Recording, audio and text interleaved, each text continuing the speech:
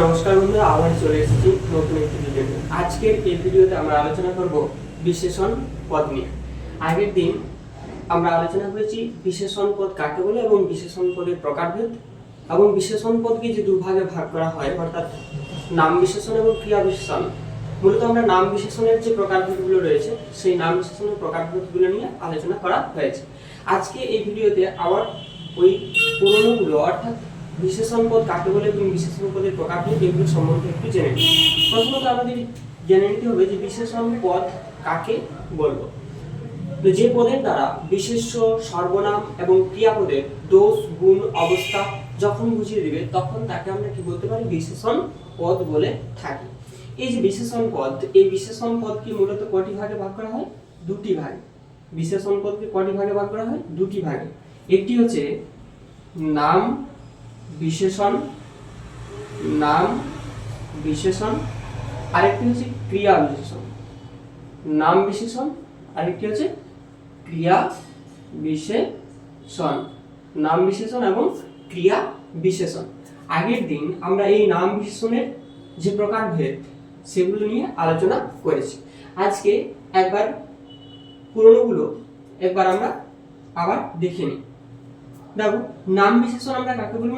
যে বিশেষণ নাম পদকে বিশেষিত করবে। যে বিশেষণ কি করবে? নাম পদকে বিশেষিত করবে তাকে আমরা বলবো কি? নাম বিশেষণ। তাহলে যে বিশেষণ নাম পদকে বিশেষিত করবে তাকে আমরা কি বলবো? নাম বিশেষণ বলবো। ক্রিয়া বিশেষণ কাকে বলবো? যে বিশেষণ ক্রিয়াপদকে বিশেষিত করবে তাকে বলবো ক্রিয়া বিশেষণ। তাহলে নাম বিশেষণ কাকে বললাম? যে বিশেষণ নাম পদকে বিশেষিত করবে তাকে বলবো নাম বিশেষণ। ক্রিয়া বিশেষণ যে বিশেষণ ক্রিয়াপদকে বিশেষিত করবে তাকে বলবো ক্রিয়া বিশেষণ। এরপর আমরা জানবো যে ক্রিয়া বিশেষণকে কটি ভাগে ভাগ করা হয়। আজকে আমাদের মূলত এটাই আলোচনার বিষয়। তাহলে দেখো, ক্রিয়া বিশেষণকে মূলত তিনটি ভাগে ভাগ করা হয়। কটি ভাগে? তিনটি ভাগে। কটি ভাগে বললাম? তিনটি ভাগে। এক নম্বরে দেখো স্থানবাচক ক্রিয়া বিশেষণ। দেখো স্থানবাচক ক্রিয়া বিশেষণ। কি বললাম? স্থানবাচক ক্রিয়া বিশেষণ। দেখো, স্থানবাচক ক্রিয়া বিশেষণ আমরা কাকে বলবো? দেখো, যে ক্রিয়া বিশেষণের দ্বারা যে ক্রিয়া বিশেষণের দ্বারা যে ক্রিয়া বিশেষণের দ্বারা ক্রিয়া সম্পন্ন হওয়ার স্থানকে নির্দেশ করে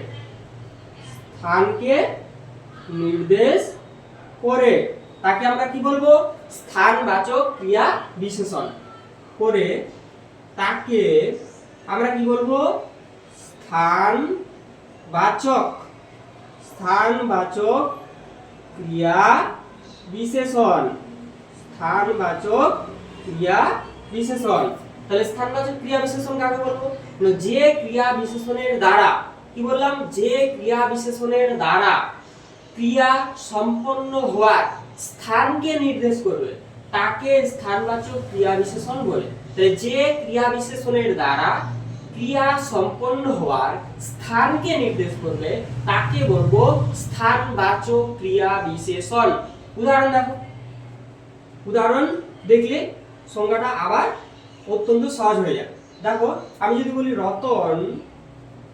রতন মাঠে দাঁড়িয়ে আছে।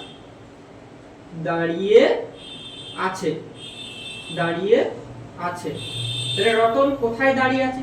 তার কাজটা কি? দাঁড়িয়ে থাকা। এখানে দাঁড়িয়ে কোথায় আছে? সে মাঠে আছে, যার জন্য এই মাঠটা কি হবে? স্থানবাচক ক্রিয়া বিশেষণ। রতন দাঁড়িয়ে থাকা কাজটা কোথায় করছে? কোথায় সম্পন্ন হচ্ছে? মাঠে, যার জন্য মাঠটা কি হবে? স্থানবাচক ক্রিয়া বিশেষণ। একই রকম ভাবে যদি আমি উদাহরণ দিই যে রতন, এটা তো লিখলাম, যে লেখো মালা চেয়ারে বসে পড়ছে। আমি কি লিখলাম? মালা চেয়ারে বসে পড়ছে। তাহলে এই যে মালা, মালা কি কাজ করছে? পড়া কাজটা করছে। কোথায় করছে? চেয়ারে বসে করছে। এই যে জায়গাটা, স্থানটাকে নির্দেশ করছে, এই কাজটা সে কোথায় করছে? চেয়ারে বসে করছে। তাহলে চেয়ারটাকে আমরা কি বলতে পারি? স্থানবাচক ক্রিয়া বিশেষণ বলতে পারি। এরপর আমরা 2 নম্বর যে ভাগ, সেই 2 নম্বর ভাগ এরপর আমরা দেখে নেব। চলো 2 নম্বর ভাগ দেখো। 2 নম্বর ভাগে লেখো যে কালবাচক বা সময়বাচক, কালবাচক বা সময়বাচক ক্রিয়া বিশেষণ। কাকে বলবো আমরা? দেখো কালবাচক বা সময়বাচক ক্রিয়া বিশেষণ আমরা কাকে বলবো?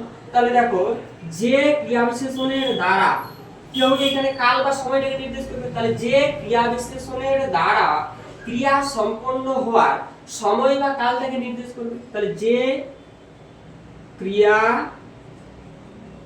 বিশেষণের,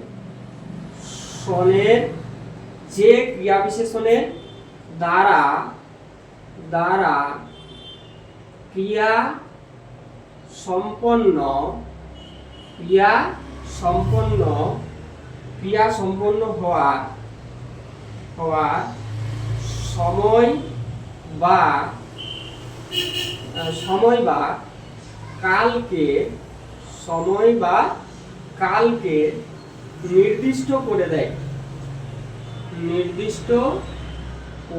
বা কালকে নির্দিষ্ট করে দেয় তাকে আমরা কি বলতে পারি? কালবাচক বা সময়বাচক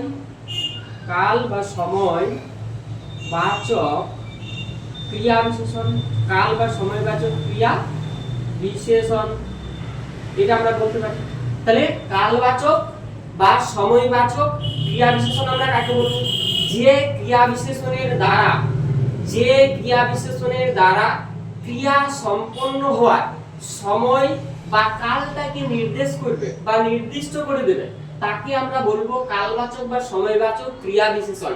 তাহলে যে ক্রিয়া বিশেষণের দ্বারা ক্রিয়া সম্পন্ন হওয়ার কাল বা সময়কে নির্দেশ করে বা নির্দিষ্ট করে, তাকে আমরা বলতে পারি কাল বা সময়বাচক ক্রিয়া বিশেষণ।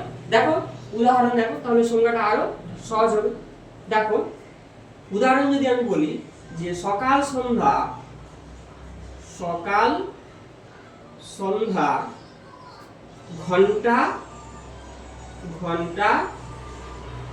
ঘন্টা বাজে মন্দিরে। তাহলে সকাল সন্ধ্যা ঘন্টা বাজে মন্দিরে। তাহলে যে ক্রিয়া বিশেষণের দ্বারা কি করবে? ক্রিয়া সম্পন্ন হওয়ার সময়টাকে নির্দেশ করবে বা কালটাকে নির্দেশ করবে। এই যে মন্দিরে ঘন্টা বাজে, এইটাকে কখন, তার কালটাকে নির্দেশ করছে কখন ঘন্টা বাজছে? সকাল সন্ধ্যা, যার জন্য এটাকে কি বলতে পারি? কালবাচক বা সময়বাচক ক্রিয়া বিশেষণ। দেখো আবার অন্য যদি আমরা বা আলাদা উদাহরণ দিই, দেখো যেমন আমি যদি বলি দিন রাত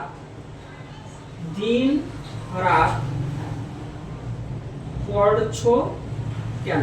দিন রাত পড়ছো কেন? তাহলে এই যে পড়া কাজটা, এই পড়া কাজটা সময়টা নির্দেশ করছে কখন? দিন রাত। এই জন্য এটাকে কি বলছে? কালবাচক বা সময়বাচক ক্রিয়া বিশেষণ। একই রকম ভাবে যদি আবার আমি আলাদা উদাহরণ দিই, দেখো যে মাঝে মাঝে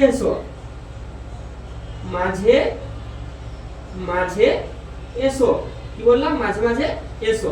তাহলে এই যে আশা কাজটা, এই সময়টাকে নির্দেশ করছে, এর সময়টাকে নির্দেশ করছে কখন আসার কথা বলছে? মাঝে মাঝে এসো।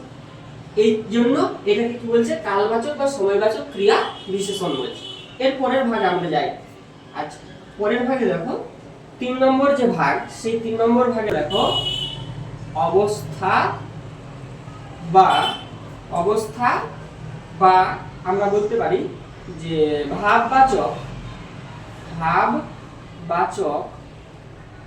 ক্রিয়া বিশেষণ। অবস্থা বা ভাববাচক ক্রিয়া বিশেষণ, এটা আমরা কাকে বলবো?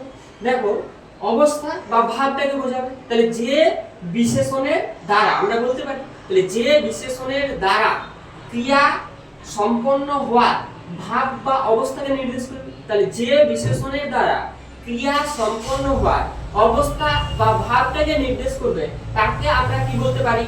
অবস্থা বা ভাববাচক ক্রিয়া বিশেষণ। চলো একটু সংজ্ঞাটা দেখার চেষ্টা করি। দেখো, যে যে ক্রিয়া বিশেষণের দ্বারা, যে ক্রিয়া বিশেষণের দ্বারা, যে ক্রিয়া বিশেষণের দ্বারা ক্রিয়া ক্রিয়া সম্পন্ন, কি বললাম? ক্রিয়া সম্পন্ন হওয়ার, ক্রিয়া সম্পন্ন হওয়ার ভাব, ক্রিয়া সম্পন্ন হওয়ার ভাব বা অবস্থাকে, ভাব বা অবস্থাকে, ভাব বা অবস্থাকে নির্দিষ্ট করে দেয়, নির্দিষ্ট করে দেয়, নির্দিষ্ট করে দেয়, নির্দিষ্ট করে দেয়। তাকে তাকে আমরা কি বলতে পারি? তাকে আমরা বলতে পারি অবস্থা বা ভাববাচক। তাকে তাকে অবস্থা অবস্থা বা ভাববাচক, ভাববাচক ক্রিয়া বিশেষণ বলে। অবস্থা বা ভাববাচক ক্রিয়া বিশেষণ বলে, অবস্থা বা ভাববাচক ক্রিয়া বিশেষণ বলে। দেখো তাহলে অবস্থা বা ভাববাচক ক্রিয়া বিশেষণ কাকে বললাম? না, যে ক্রিয়া বিশেষণের দ্বারা ক্রিয়া সম্পন্ন হওয়ার ভাব বা অবস্থাকে নির্দিষ্ট করবে বা নির্দেশ করবে তাকে আমরা কি বলতে পারি? অবস্থা বা ভাববাচক ক্রিয়া বিশেষণ। দেখো উদাহরণ দেওয়া তাহলে আরো সহজ হবে। দেখো উদাহরণ যদি আমি দেখি যে সাবধানে, সাবধানে চলা উচিত, সাবধানে চলা উচিত। এই যে চলা কাজটা, এই চলা কাজে কি করছে? চলা কাজটা কি করছে? এর যে ভাবটা, এর অবস্থাটা, এর অবস্থাটাকে নির্দেশ করছে, যার জন্য এটা কি হয়ে যাচ্ছে? অবস্থা বা ভাববাচক ক্রিয়া বিশেষণ। আরেকটা যদি উদাহরণ দিই, দেখো যে